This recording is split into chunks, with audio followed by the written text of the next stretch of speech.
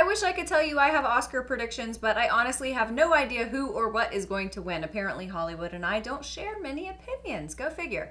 But I'll give you some insider scoops on nominations for Best Picture. Also, it's freezing here. I'm turning into a popsicle. But let's chat about the Oscars today on The Hollywood Conservative for the Rebel.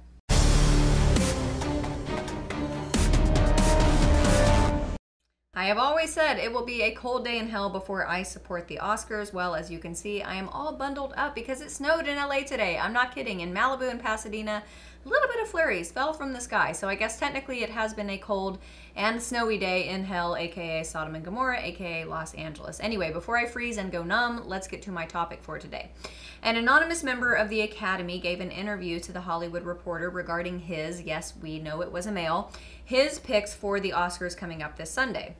Of course, we all know if you are a member of the Academy or a member of the entertainment industry in general, it's really not wise to speak poorly and openly of a film or a project. It's kind of like burning a bridge before you can even see the bridge on the horizon. You never know who you're going to work with in the future, and you do not want to walk on set someday and come face to face with someone whose previous project you called a dumpster fire. So this anonymous person is one of 519 members of the Academy who vote on the Oscars. He ran down the list of nominations for Best Picture, but before he let it rip on those, he talked about how a hostless show is going to be basically unwatchable. Now look, I think the Oscars are unwatchable in any form, but I'm quite delighting in the fact that there is not going to be one single person steering the ship in a far-left, hyper-political, Trump-hating, America-bashing direction. I hate that Kevin Hart isn't doing it. I'm sure you all remember he was originally slated to host the ceremony, because I do think that he's a genuinely funny guy. But hey, Kevin, you're a member of the entertainment community. Sometimes you guys eat your own, and we all on the right love to watch you feast on each other's careers like Hannibal Lecter dining on Krendler's brains. It is fabulous. Okay, moving on from the cannibalism jokes.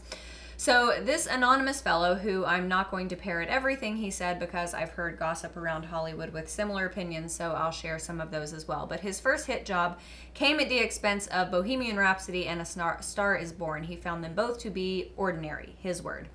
Now, I liked Bohemian Rhapsody, but A Star Is Born I frankly found to be utterly absurd. I thought Rami Malek was great as Freddie Mercury, although I do agree with this anonymous Academy member that it is hard to root for a movie with Bryan Singer behind it. Without getting the rebel in hot legal water, I'll just say that it's been rumored among folks in the know in Hollywood that he likes young boys, and it's absolutely astounding that he's not behind bars. So, Green Book has gotten a fair amount of buzz. I loved it, and that's coming from a Southern girl who sometimes gets her feathers ruffled over the way that films portray the South. I absolutely loved it. But this anonymous Academy member described it as a redux of Driving Miss Daisy, void of a single interesting shot in the entire film. Vice made this guy's top 5, which I have to vehemently disagree. It's a film about Republican Vice President Dick Cheney, and it's everything you would expect a liberal Hollywood propaganda film to be. Roma has probably gotten the most Oscar buzz, along with the film The Favorite. Roma received 10 nominations, which is astounding considering literally every person who I've spoken to who has seen it says that if they could have watched it sped up 1.5 times or twice as fast, it would have been better. That's how slow it is.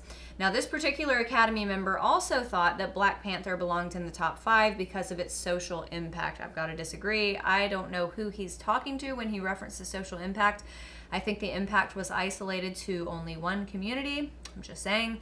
Anyway, bottom line is, without a host, I think ratings this year will tank even more than in recent years past. Hollywood has become way too political, and the movies have become way too repetitive and mundane for the rest of America to care who they award trophies to. And it's never going back. America is never again going to care about these award shows. And I'm perfectly okay with that. Thanks so much for watching, everybody. Have a great weekend. I'm Amanda Head, the Hollywood Conservative for the Rebel.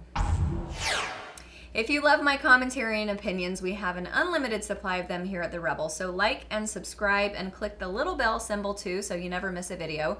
Follow us on Facebook and Twitter for all the latest news, and download our app for The Rebel Media on the App Store. That way you'll have instant and easy access to all of our latest videos and your favorite Rebel shows. Thanks so much for watching. I'm Amanda Head for The Rebel.